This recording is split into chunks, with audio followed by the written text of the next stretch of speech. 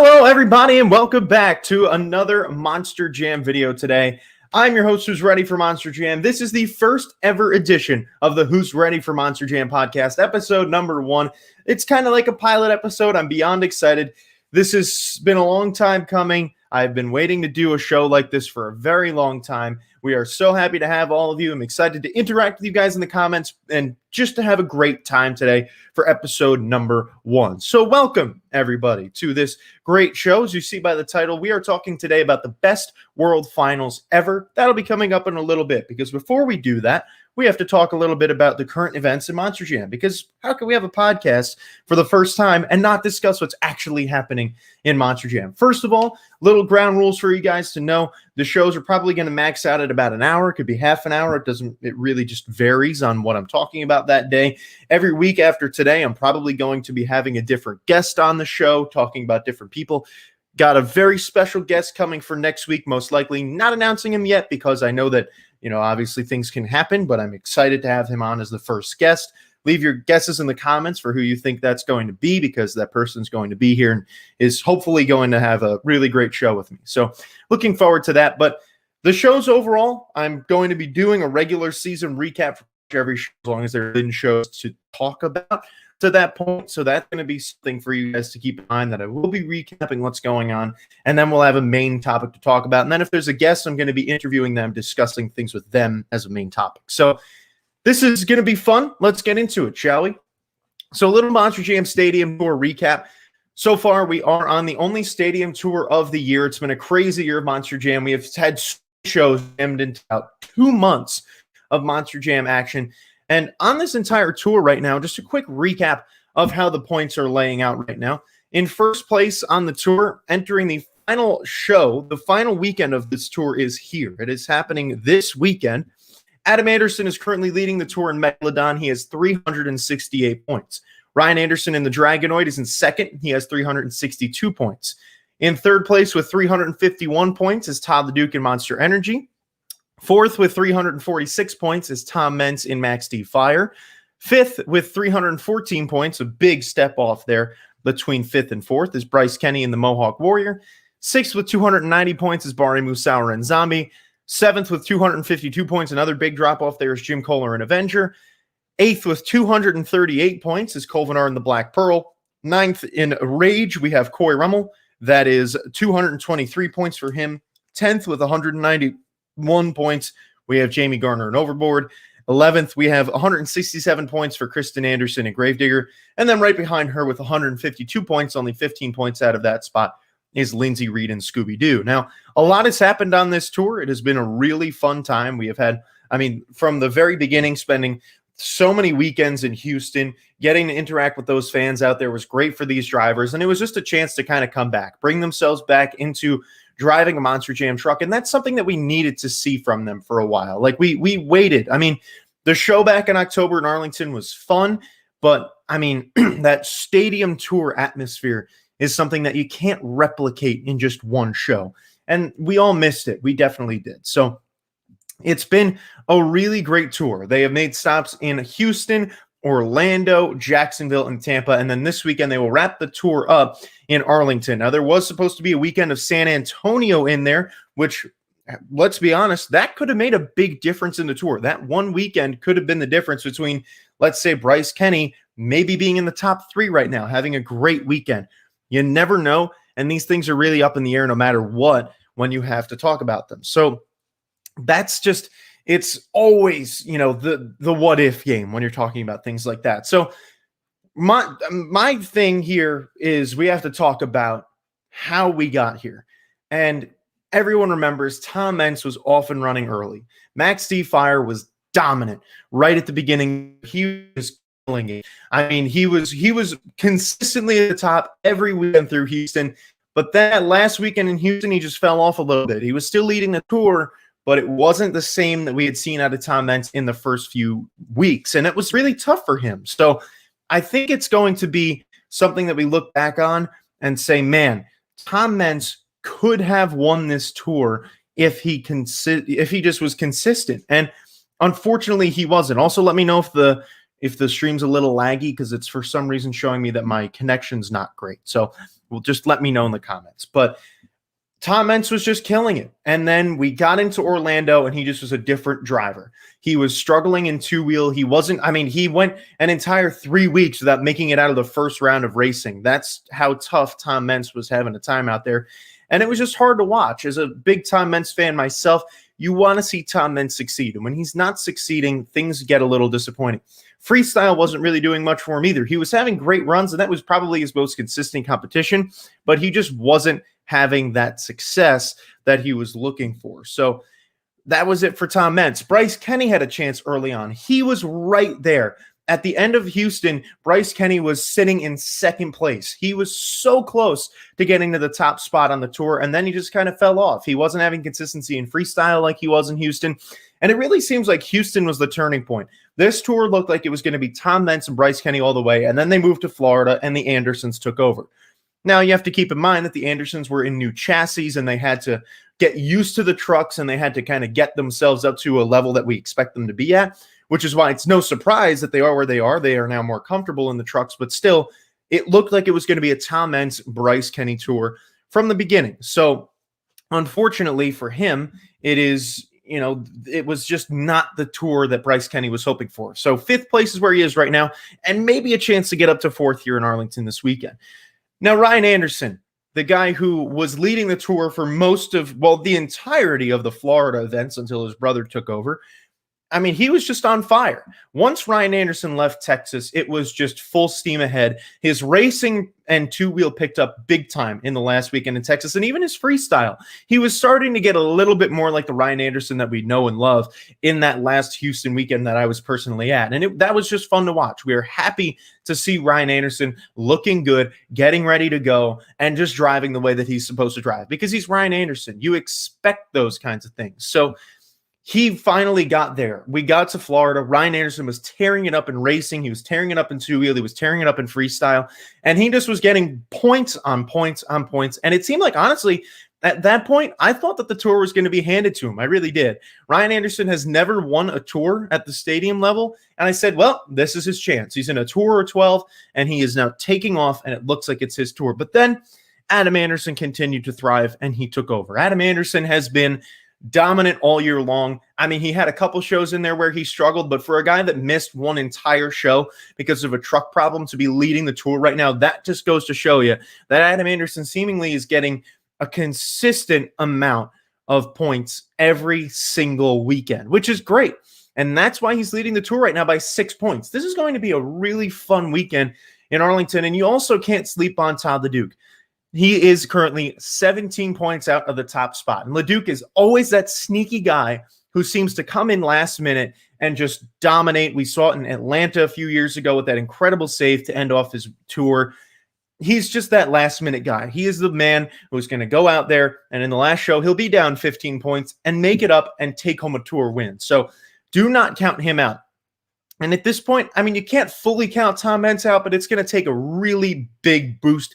He's going to need to sweep the weekend and have Adam and Ryan have a bit of tough weekends, even Todd LeDuc, for him to have a chance. So we'll have to see about Tom Mentz. But right now, as we enter this final weekend with the first show tomorrow at 7 p.m., and then the second show is Sunday at 3 p.m. Those are all Eastern time, or no, local time, sorry.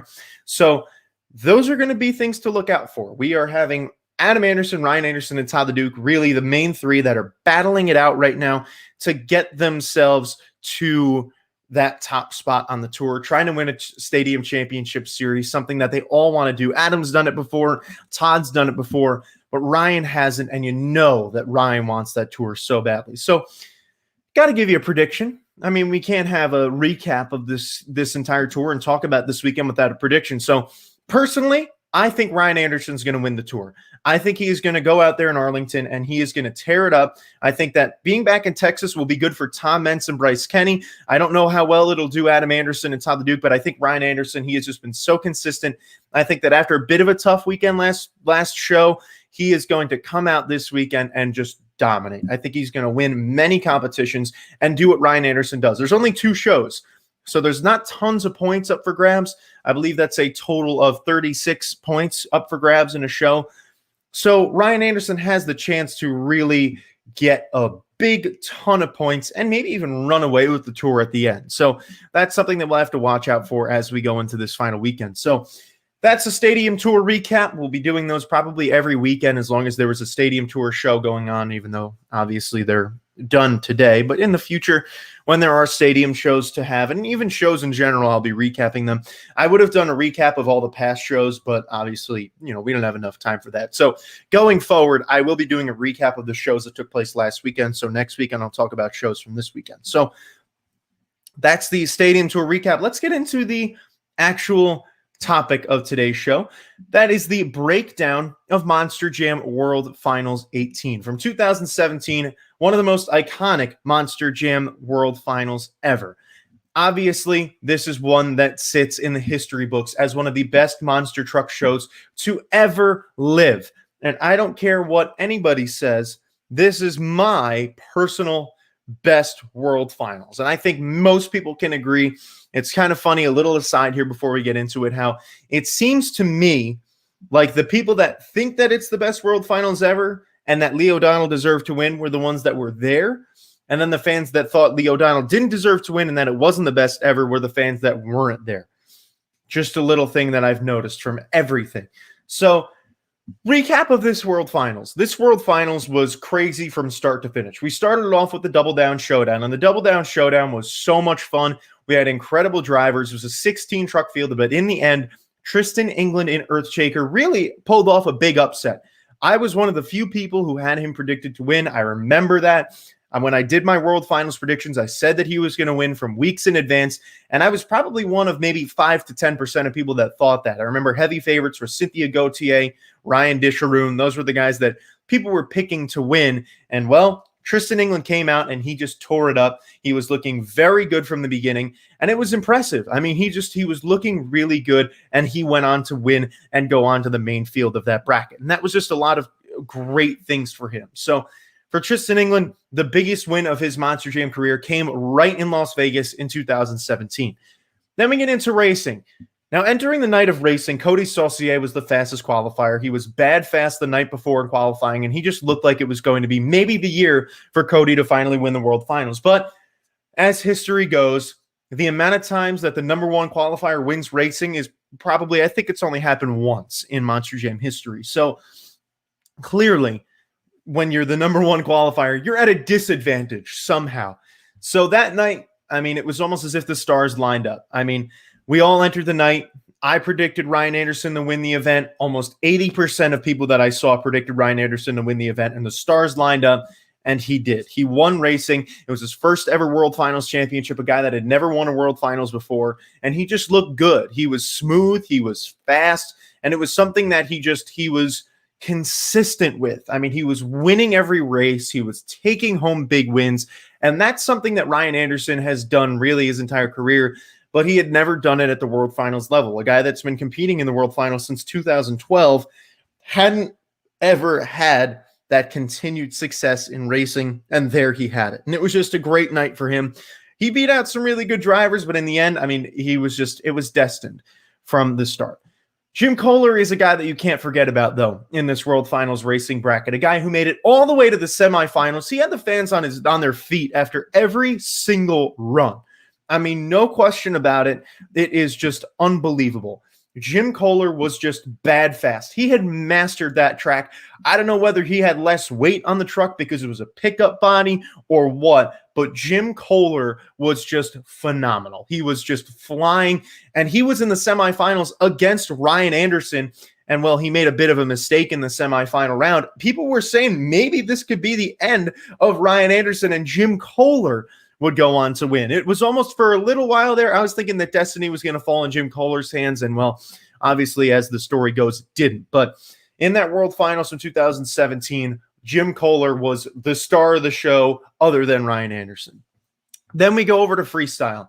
Well, we all know how the freestyle competition went. We all know what happened in that Monster Jam freestyle. We all know what we saw, and that was just an unbelievable freestyle, and arguably the best freestyle we have ever had in Monster Jam history. It was something that we had a chance to see, and those incredible moments was right here from Neil Elliott.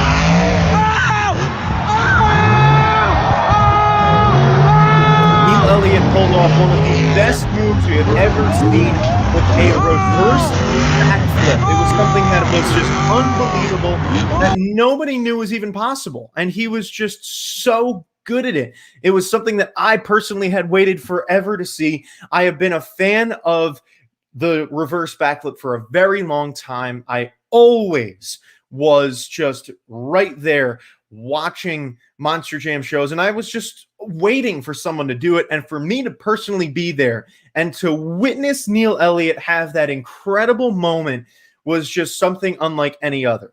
That was just unbelievable and so much fun for everyone that was there.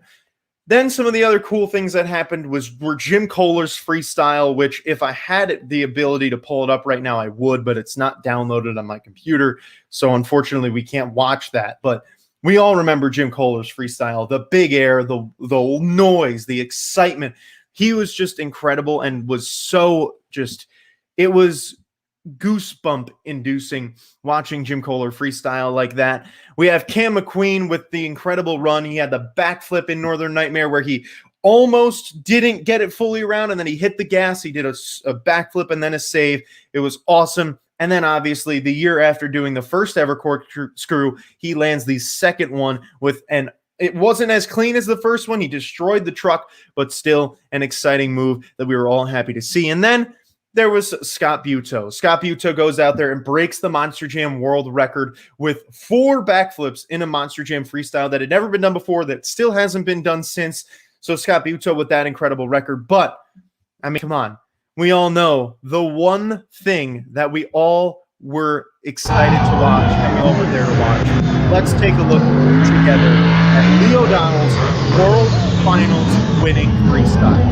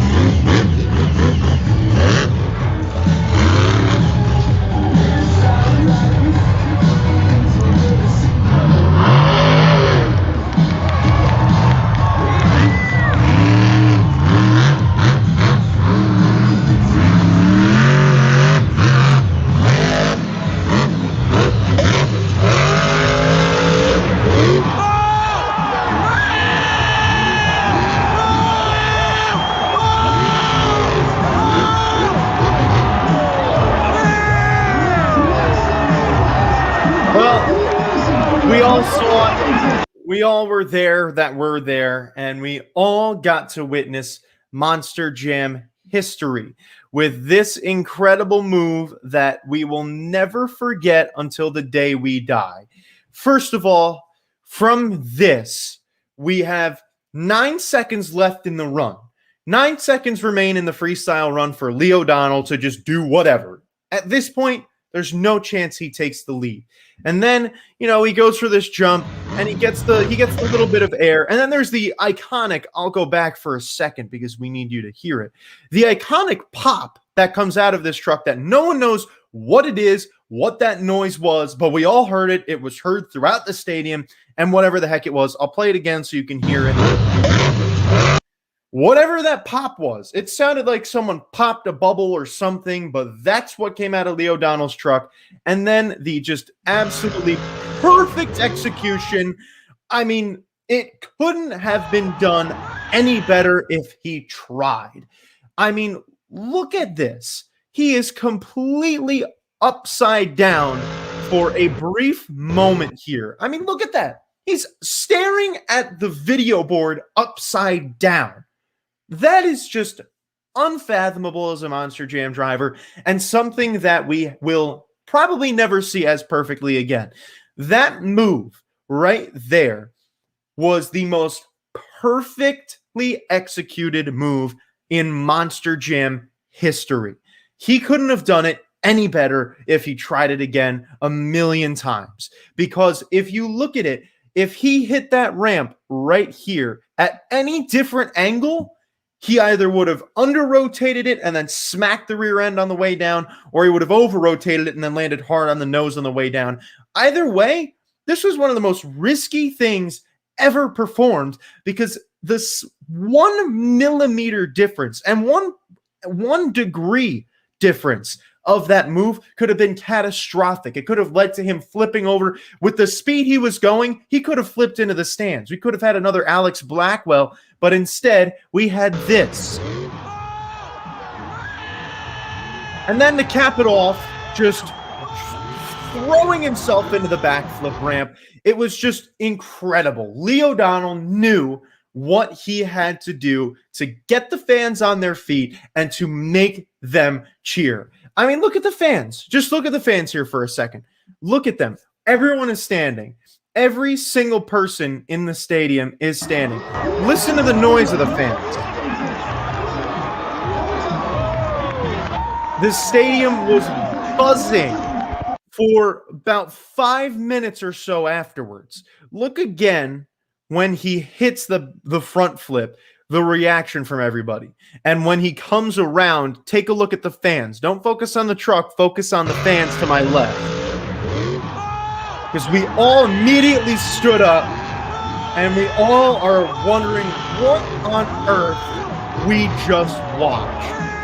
And I have goosebumps right now talking about it because being there, the feeling in my stomach when that happened of seeing the first ever front flip was just unbelievable. Your stomach flipped with the truck. That's not an exaggeration. I speak for everyone in that stadium when I say that your stomach literally went whoop. I felt it. It's a feeling I've never felt in my life. But when I saw that happen, your stomach just went, oh my God, what is happening? And the realization, which you hear in my voice, of what happened, we'll let it play again. Listen to my voice here. This reaction encapsulates what the fans were feeling. Listen to the utter shock in my voice and realize the point where I notice that something crazy is happening. Because at first you don't really think about it, but then it happens and it's just that, oh my God.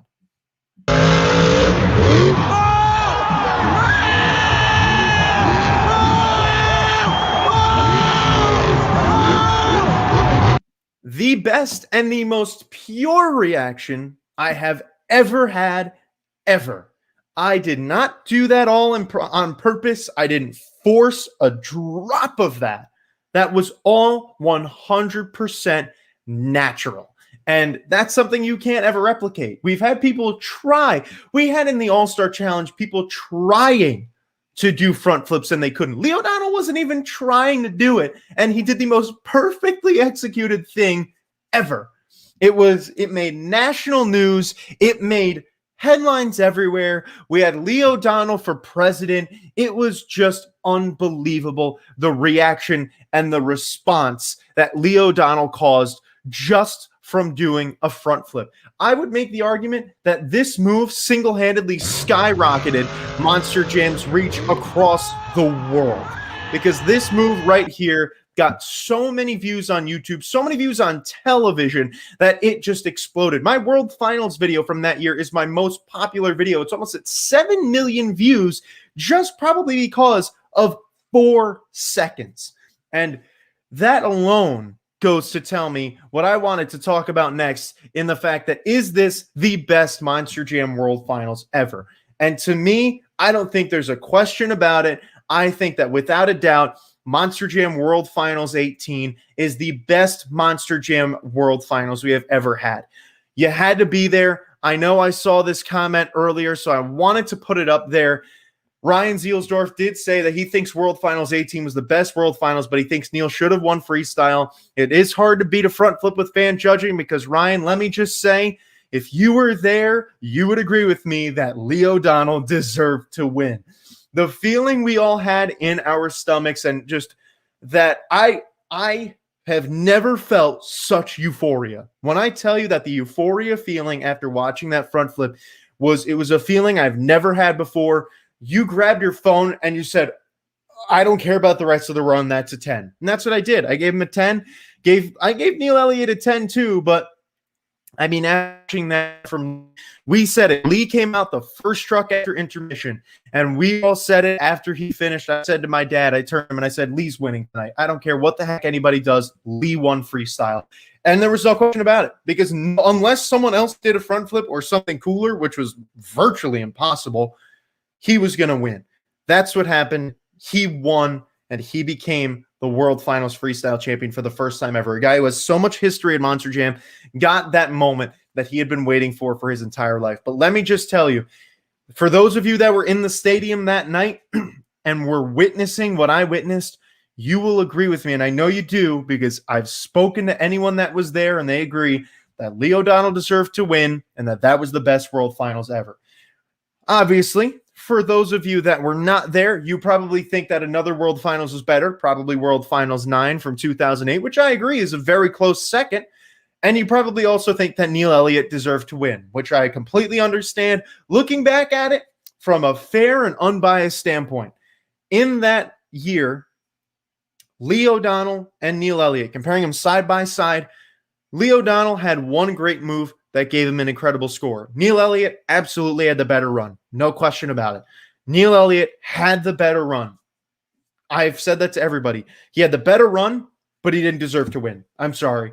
He had the better run, but what Lee O'Donnell did deserved it. It was just that one move deserved it, and it completely encapsulated what happened. And I also think that this comment here really, this is just incredible, because it was the 25th anniversary of Monster Jam. We saw the double midair backflip, which was, or not the double midair backflip, the midair backflip, which was just unbelievable. The forward momentum backflip in the encore, which we had never seen before either. It was a weekend I've never seen before. There were 3 in one weekend.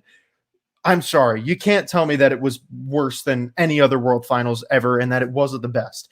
That's just with that encore added into everything else alone. Then you do have the 35th anniversary for Gravedigger. That encore was the best. It was just incredible. You had the Avengers 20th anniversary with that incredible Avenger body. It was just all around. I mean, it was unbelievable how much stuff was happening that weekend. Between the Jester bringing out a brand new body for the first time. He brought out the green body in the Double Down Showdown. Between the incredible race from Jester and Blue Thunder that will live in infamy, where Jester went into the pond and then Blue Thunder lost a wheel at the landing. It was just, you can make the argument all you want for any other World Finals, and I will go to town with you, because I'll give you the time of day. But no matter what, you will never change my mind that World Finals 18 was the best World Finals ever. It was just unbelievable what they did. But we have to talk a little bit about the second best World Finals ever from 2008. Give you a little understanding as to why people think that World Finals in 2008 was one of a kind. It had the first ever triple. So yes, we're thinking of firsts. Had the first ever triple. You had Chad Tingler coming out and nailed the triple in the very first run of the night, and it was by far the most perfect triple hit of the weekend. You had Adam Anderson winning his first ever World Finals. You had Dawn Cretan with probably the craziest move until Lee O'Donnell's front flip. And you just all around had a really great show. We had Backwards Bob debuting with Spitfire. It was called Spitfire at the time. Backwards Bob coming out with Spitfire when they're running in tandem right next to each other. That was unbelievable. And for my first ever World Finals, I wish I remember seeing more of it with my own eyes because I was only 7 years old. But looking back on that, I am beyond blessed to say that I was at two of the best Monster Jam shows ever. And it's something that I will forever think about and be forever grateful for. So that'll do it for today's show. Before we head out, I want you guys to take a moment to comment, not in the live chat, not in the actual live stream chat. Comment in the comments of the video a topic you want to hear me talk about in the future. It could be anything. I can talk about zoomies. I can talk about backflips. I can talk about Cam McQueen for an hour. You comment it. You can comment up to a million things if you want. You comment it, I will add it into a document with all these ideas, and you will see it in a future show. Keep that in mind. I want to hear all of your guys' opinions because they matter to me. That's why I'm doing this. I do this for you guys because you are great, incredible subscribers. I couldn't be here without you. 50,000 subscribers. Take a moment. Let's just think for a second. Because I know that there are people that have been here since I was at 600 subscribers, 1,000 subscribers. And then there are the people that are here that just subscribed yesterday and are probably watching this and saying, man, this guy's been around for a long time. And yeah, I have. I've been around since 2017. I posted the video of Lee O'Donnell's front flip. It didn't really go viral on my channel. But, I mean, I guarantee you probably most people are finding me today because the Iconic Moments video, which somehow has become the most popular video on my channel recently, and the World Finals video from 2017. Your video idea can be right here on the podcast, so make sure you comment that. Next weekend, I will have my first guest next weekend no matter what, but I do have a very special guest that I intend on having on as the first guest. If that person doesn't come on, I will have somebody else come on. But thank you all for tuning in today. I appreciate you guys as usual. Thank you for tuning in to the very first Who's Ready for Monster Jam podcast, and I look forward to